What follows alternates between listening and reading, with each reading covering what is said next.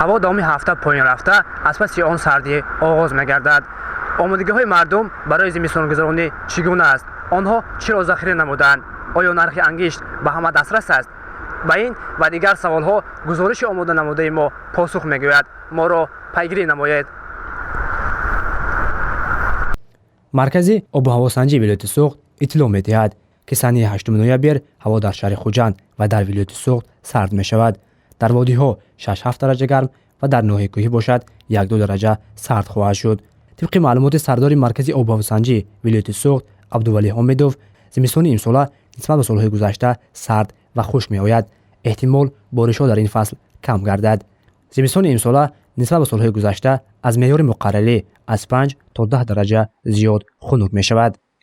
санаҳои оянда рӯзҳои 8-9 ноябр сар карда ҳаво каму беш ҳарорати ҳаво паст фуромада, дар водиҳо борон, дар ноҳияҳои кӯҳӣ дар зиёда аз 2500 метр барф меборад.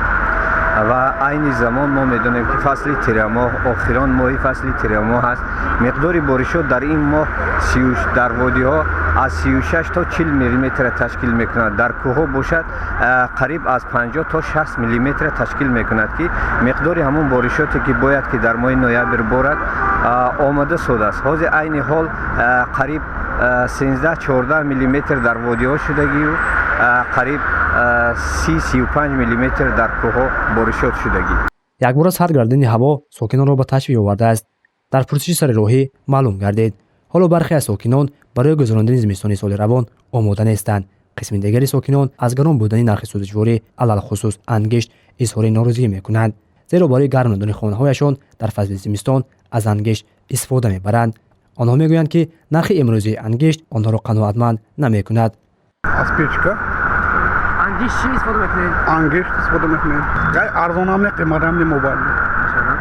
мо аз ҳамин печки хонагӣ аз ҳамин барқӣ истифода мекунем. кӯмир гапросташ ҳозир сар шароитҳомо вайтар ани чалми чорвоӣ захира кардем. аз гармкунакҳои барқӣ имрӯзҳо барои гарм кардани хонамо асосан мо деҳа ба зиндагӣ мекунем. мардуми деҳа бо чи албатта печкаҳое ки аз даври СССР мондагӣ печкаҳои тунукагин ҳамон истифода мебарем. хайр дар квартирамон ҳам аст, дар квартира бошад ҳамон бо ёри плитаҳо. ангишт хайр дар деҳа кӯчаҳо ба гирифта мерам, мо мехарем, не ки нарху навоши намедонам. дадаба Юсупов 2 сол мешавад ки ба фурӯши ангишт машғул аст. ӯ мегӯяд нисбат ба соли гузашта имсол талабот зиёд аст. ангиштро ӯ аз Исфара дастрас намуда ба фурӯш мебарорад. нархи 1 килограмм ангишт имрӯз 3,75 дирам ва ангишти хока бошад 1,30 дирам арзиш дорад.